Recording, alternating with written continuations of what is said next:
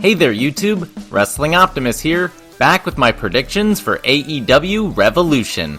I am your current, reigning, and defending Pickle Champion, and I have zero plans on losing my baby on Sunday night. So I'm taking this seriously, but it's hard not to get wrapped up in all the hype for this pay-per-view. It's got to be one of the single most talked about shows in quite some time, proving that AEW has absolutely mastered the art of promotion. And unlike WWE, I generally trust them to back it up with good booking.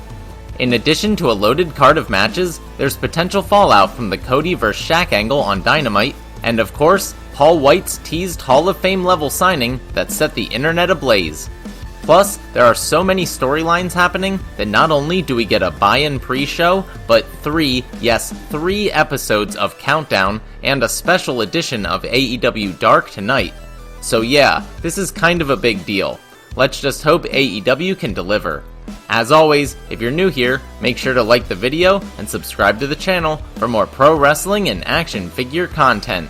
Now, let's make some picks.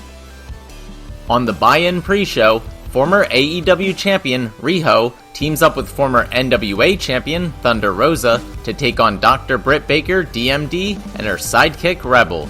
There's not much to say about this. Britt Baker is funny as hell, but I'm going with the babyfaces. Apparently, the first match of the main card sees the Young Bucks defend their tag team titles against Chris Jericho and MJF.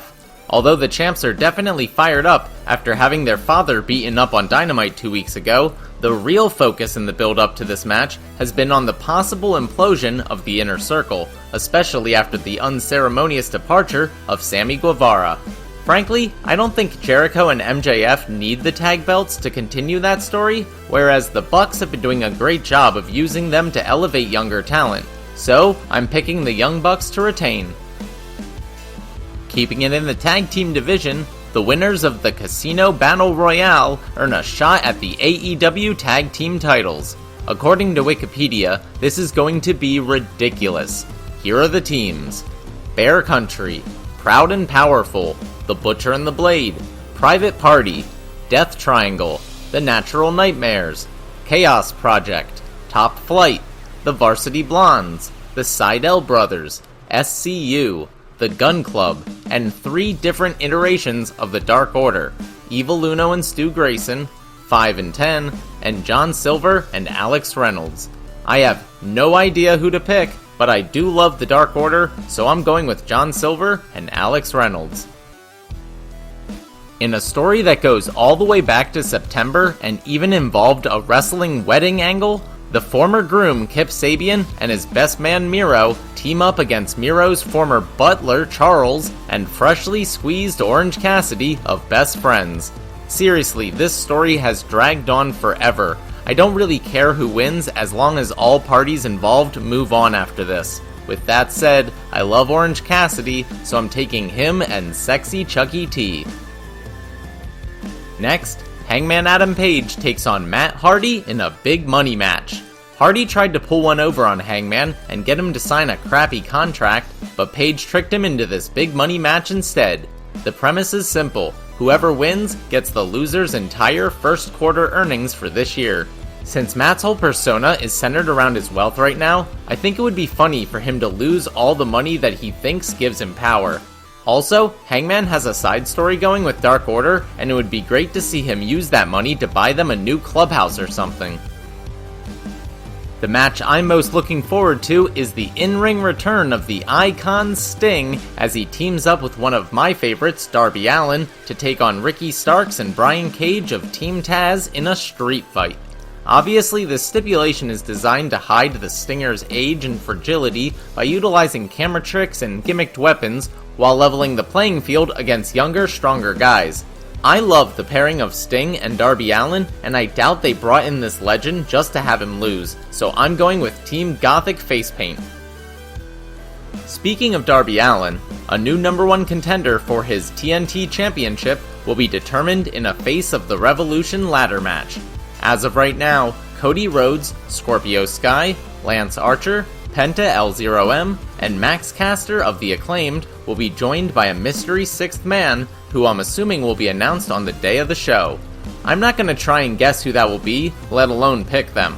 Instead, I'm going with process of elimination.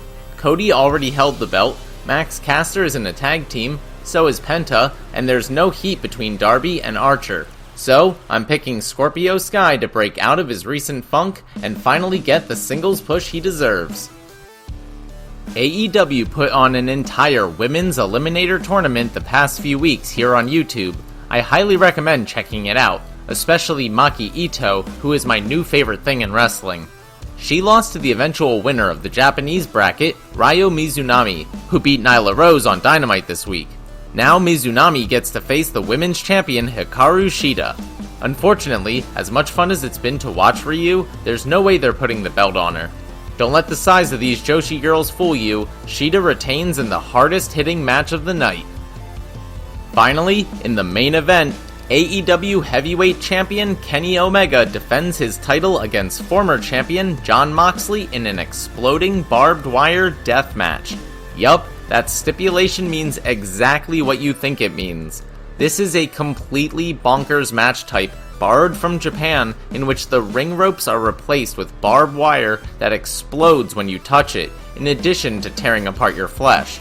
Even though these matches are more special effects than actual wrestling, there's still tons of room for error, and they always wind up being incredibly bloody affairs. Let's just say there's a reason they have to save this for pay-per-view. This kind of match is designed to play to Moxley's strengths and hardcore reputation, but I think that's all just a red herring.